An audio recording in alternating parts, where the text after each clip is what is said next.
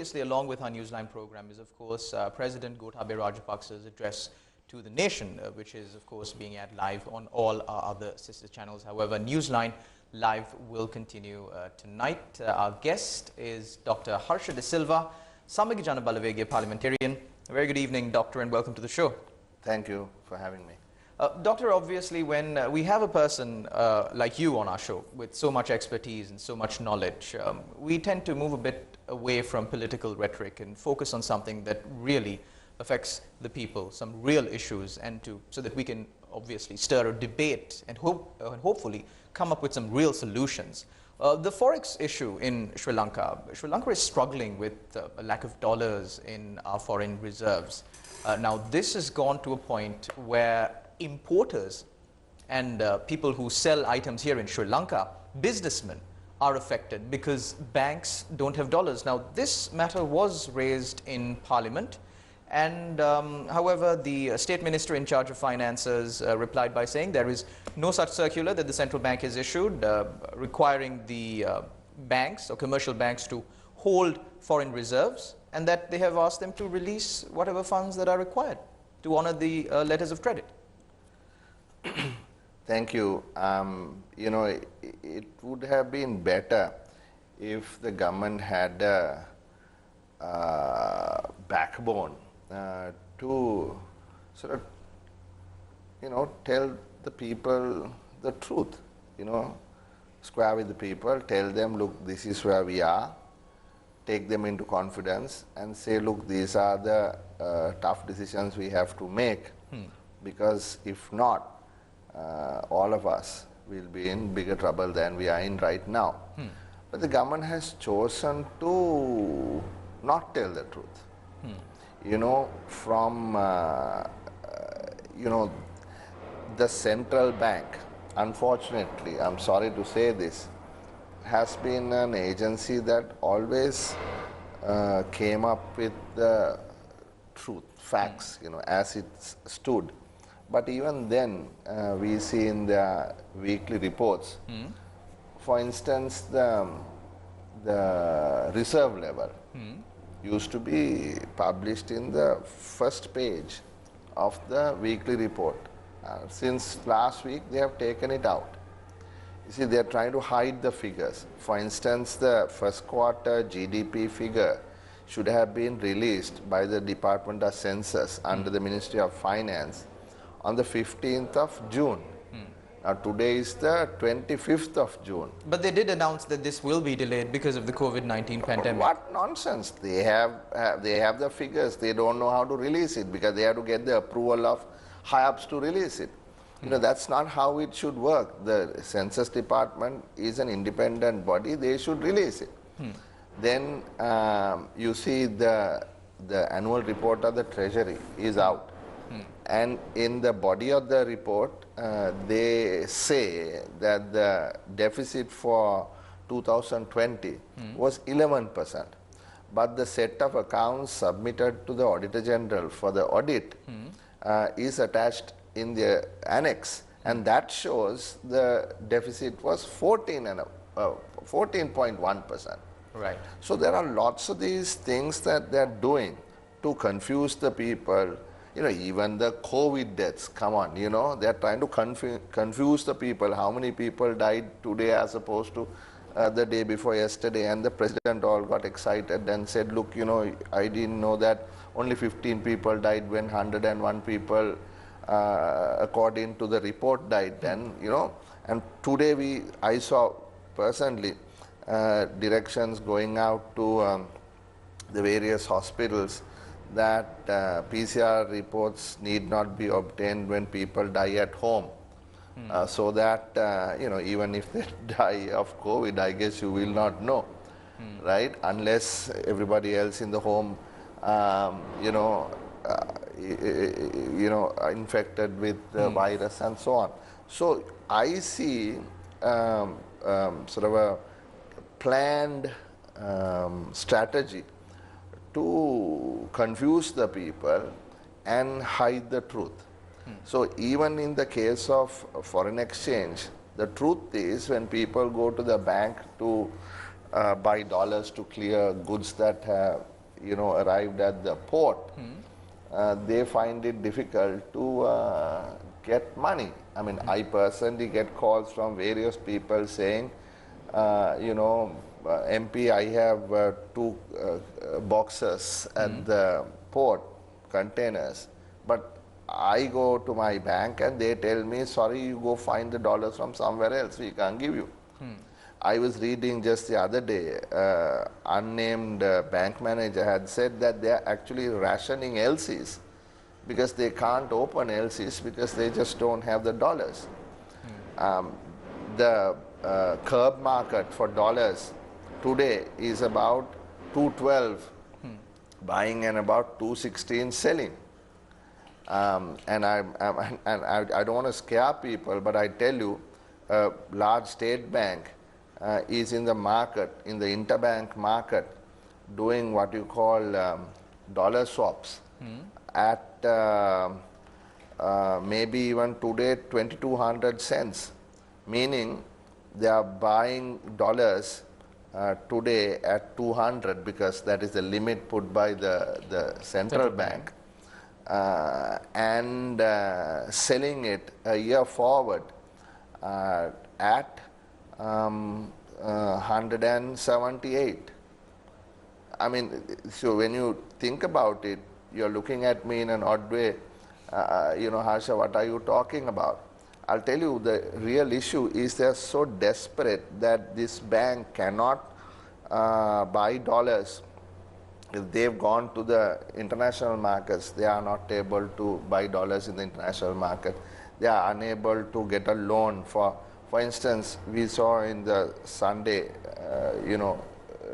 newspapers that the Secretary of the Ministry of Petroleum had said they attempted to borrow $1 billion to settle some of the bills they had and also to settle the interest to a state bank in dollars.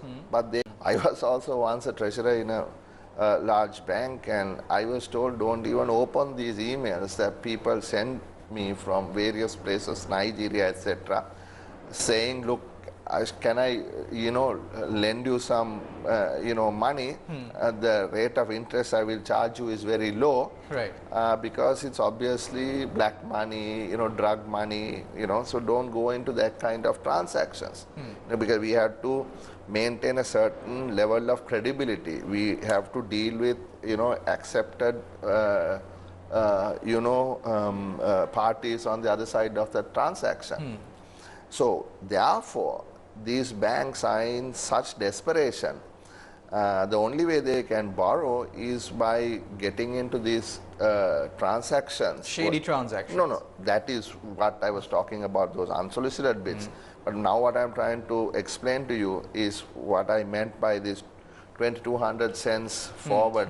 That is a discount for the forward rate for the US dollar, meaning, like I said, buy today at 200 and sell to the party that is selling the dollars to me today, sell to that party in a year's time at 178, meaning you're paying about 12% interest, right? Because 22 for 200 rupees to the dollar, 11% for 100 cents. So that is because there is no other way to borrow. There is no liquidity in the market. So the question then becomes, in a year's time, will the dollar actually depreciate against depreciate against the rupee? Will the rupee appreciate against the dollar by so much, right? So that these banks can purchase in the market dollars at 178 rupees to the dollar?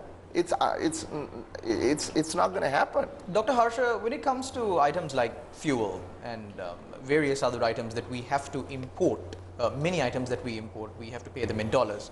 You recognize the issue that we face as far as our forex reserves go. On this point, especially on the fuel price hike, the Samagit Janabalavegya was staunchly against the fuel price hike. You said, you know, give the people the concessions, give the people concessionary food and all of that. Now, I think I've quoted this statement with you even before.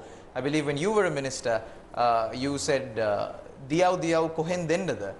So what if the government brings up the same point? No, I mean... Where are you asking the government to give the people from? Yeah, so this is what we need to really address. Everybody can't be given subsidies. They need not be given subsidies. The entire structure of subsidies in this country is so politicized that we can't continue with this any longer. The fact of the matter is that market prices must be reflected at the retail pump. Now then you will ask me, what are you talking about? On the one hand you are saying reduce the prices, on the other hand you are saying let market prices reflect. Now what one needs to figure out is that the subsidy must be targeted and given to the user, not to the seller. What I mean is, if you can afford fuel at a particular price, then you must pay that price. If you can't afford, then you must be given the subsidy. You know, I pump fuel at the Flower Road petrol shed, and there are different types of vehicles driven by folks belonging to different socioeconomic classes in this country. Some will come in their Mercedes and, you know, pump gas into it, and they don't really care what the price of a liter of gas is. But at the same time, there are lots of other guys who will come in a motorcycle or a three-wheeler, and they really find it hard to pay that price. So what social equity is about is that you try to differentiate these people and provide a subsidy to the guy who really needs one. Because if you reduce the price of petrol to everyone, what that means is it is a regressive subsidy, in that the folks that make, for instance, ₹1,000,000 a month, you know, spends the same amount for the liter of petrol as opposed to a guy who's making ₹20,000 a month. Right. So in terms of their income, you know, the amount that goes out is huge, right? And the rich guy is driving gas guzzlers, he's got air conditioners at home, he got fans and lots of electrical equipment that uses so much of energy. His electricity bill is so high, and his fuel bill is also very high. But the subsidy component in that is equally high. So studies have shown when these types of subsidies given to the producer and passed on to the consumer at the same price, about 60% of this subsidy goes to the top 20% income earners in a society. And the bottom 20% who really need that subsidy gets only 5% of that subsidy. So it's a very regressive type of mechanism that costs the government a lot of money to give subsidies to rich people, whereas the ultimate result is that the rich people take most of the subsidy, whereas the poor people or the low-income people don't. I think one of the best examples for this, where rich people take all the subsidies and the poor people don't get any of the subsidies, is the issue with the sugar scam that took place when the taxes were reduced from 50 rupees to about 25 cents. And now, when the government requests these sugar producers or the importers who gained billions and billions of rupees of profits from this reduction in taxes to provide sugar at a concessionary rate through the Satosa stores in the country, they flat out refuse. We will be right back with more on this discussion of Newsline Live after this short commercial break.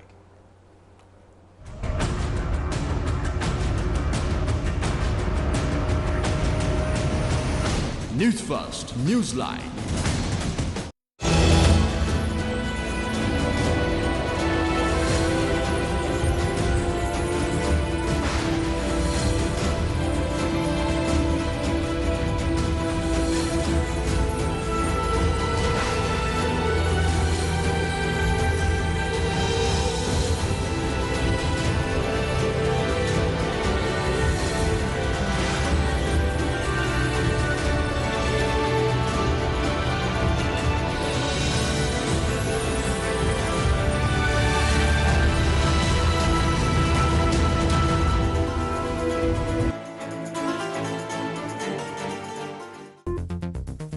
Fire on board MSC Messina container ship, 480 nautical miles off the Great Basis Reef. One sailor reported missing.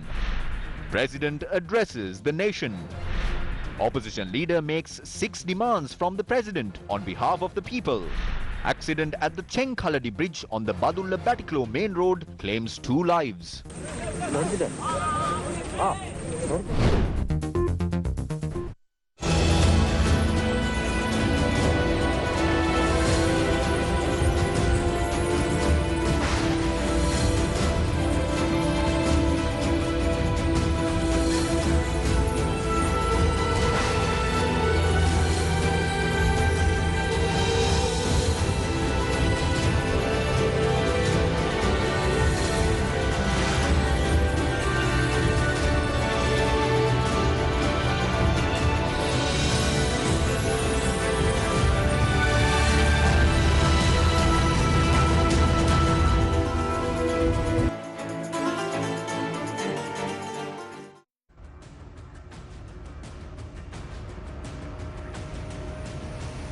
Newsfirst, Newsline.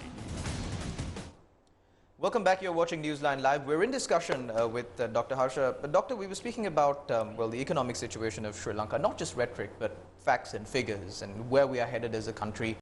You raised many issues on the banking sector here in Sri Lanka and the crisis that we're facing in the banking sector. We've received some questions from our viewers, so I'll allocate a little bit of time for that. Is it safe to keep fixed deposits with private banks under the present situation that the government is facing, since they're running short on foreign reserves? Now, these viewers who sent in the messages are, of course, worried because they do make ends meet through the interest of these fixed deposits. I'm pretty sure that there are many people who are watching us right now who are in a similar situation. So is it safe? Before I answer that question, I want to finish what I was saying in terms of the fuel price, because I don't want people to misunderstand what I said. So what I am suggesting is that there be a transfer of credit, ideally a cash transfer, to the people who need the subsidy. And at the pump, you have the market price, right? So that market price should be sort of fixed according to a transparent formula, where the entire volatility need not be passed on to the retail point, but smoothened out. There are so many ways of doing that. So the long-term solution is not to give subsidies, left, right, and center to everybody in this country, but to the people who really deserve them. And I think we must be responsible enough as a community, as a society, to be able to deal with that. Now, to your question, I cannot come here and say, things that would have a run on commercial banks. That would be very, very irresponsible of me as a member of parliament to do so.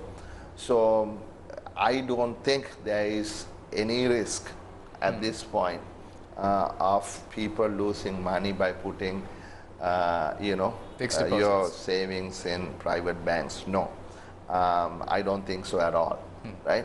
I think the government will take necessary steps to ensure that people's money is safe at these regulated banking institutions. But I must warn you, these unregulated schemes have always been risky, so therefore look out.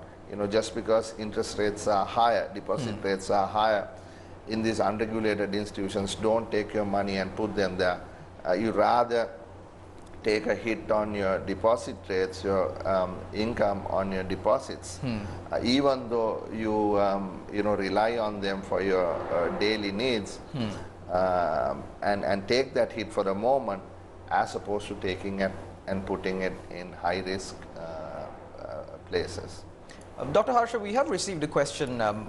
don't really know. We have only a few minutes left. I don't know how I can expect a short answer from you, but there is always governments that come into power and say, you know, it's not our fault, it's the previous government's fault. We saw that with the previous government as well when speaking on the economy. But the government that is currently in power, the president himself, has on numerous occasions said that when we handed over the country to the United National Party, to the Hapalne government back in 2015, we had a strong economy, we had a strong growth rate, and it was only during this 5 years that we came crashing down. Is there any accuracy to this statement? mean, this is political stuff. I don't want to go there. You know, I can say no, they will say yes. But why they were elected is because our government didn't Appease the people. Correct. You know, what they expected from us, we didn't deliver. So we were sent home. Now, these people were brought in to deliver. Now, how bad the situation is, during the break you asked me that somebody had sent a question saying, look, today, you know, the central bank attempted to raise $100 million in what are called Sri Lanka development bonds, but they were heavily undersubscribed. Now, that is the real issue that we are facing.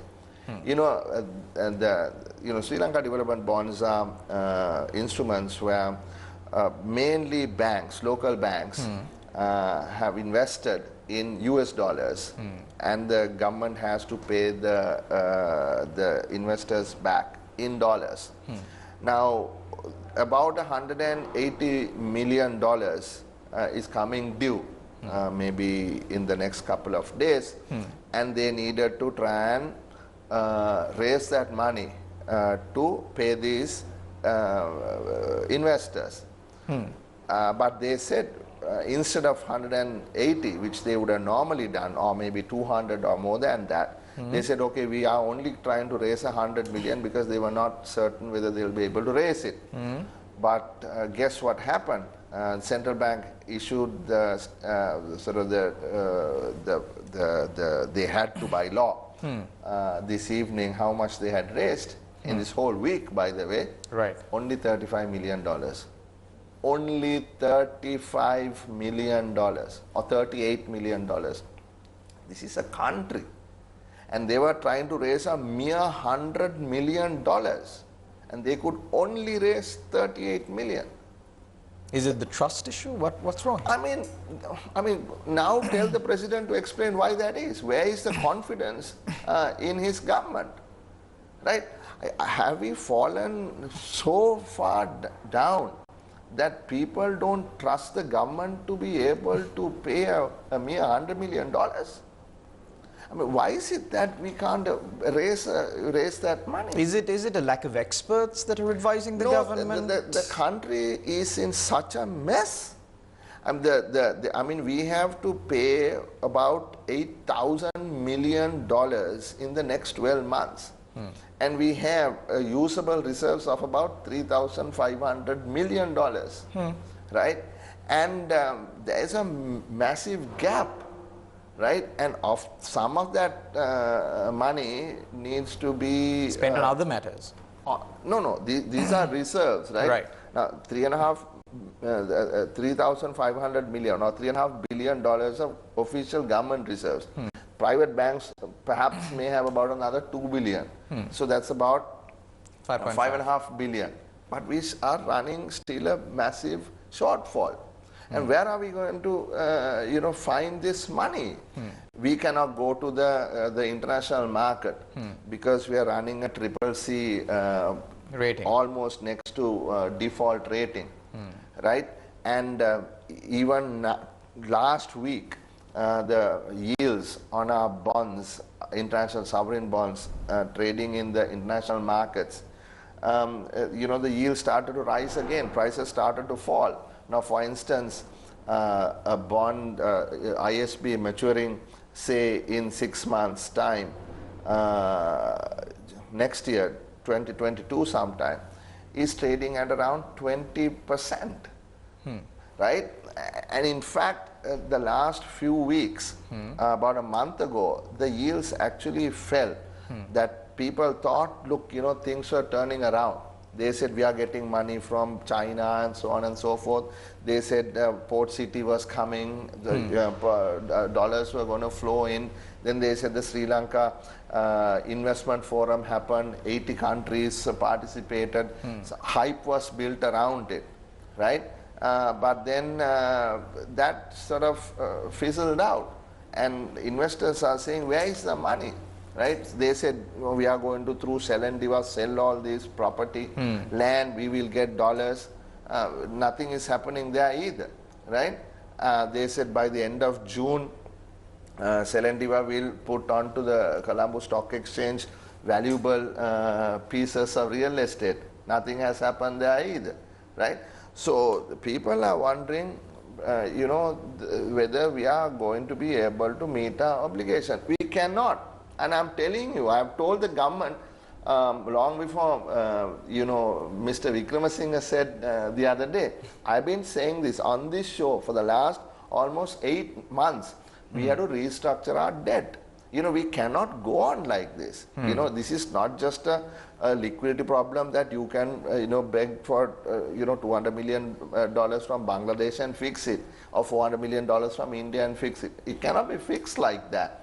You know, we have Dr. Harsha, we're in the final few minutes of the show. How do you suggest we fix this?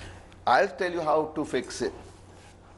First, you know, speak to our, you know, the investors who've invested with us. You know, we are talking about these large hedge funds and others who have put billions of dollars, totaling up to about $14 billion in international sovereign bonds. You see, people are trying to say this is money borrowed by the Yapalane, they have to pay back. Now, even the bond that is coming due in the next couple of months was borrowed during Mr. Rajapaksa's time 10 years ago.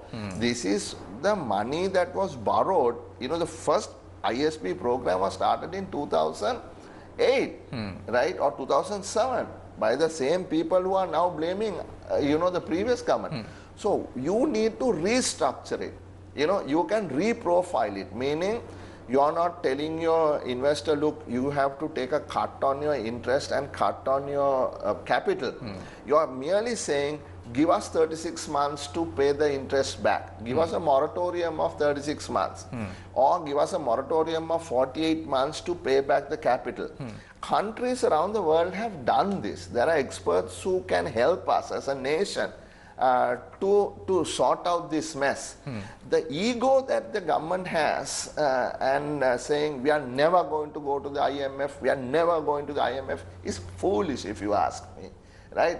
The message you are sending to the international investor is, look, you know, what is wrong with these people? Don't they understand how complicated the problem is? And if you continue this way, we are going to crash and burn. You know, so therefore, that is why the IMF is needed. IMF is not needed to borrow $5 billion or $10 billion. Right? They will give us a platform, first of all, to talk to the investors, to come up with a acceptable plan, right? And it is, you know, sometimes, you know, I mean, look at multiple countries have done it in the past. And Dr. Harsha, you have highlighted the fact that we need to go to the IMF in Parliament and various other platforms as well. Dr. Harsha, we could speak about this for many more hours. Unfortunately, we're out of time right now and we need to cross over to the main news bulletin. Thank you very much, Dr. Harsha, for coming on the show and obviously explaining to the general public the complicated nature of the economic crisis that has hit Sri Lanka. And thank you very much to all our viewers as well. Until we meet again, take care and God bless.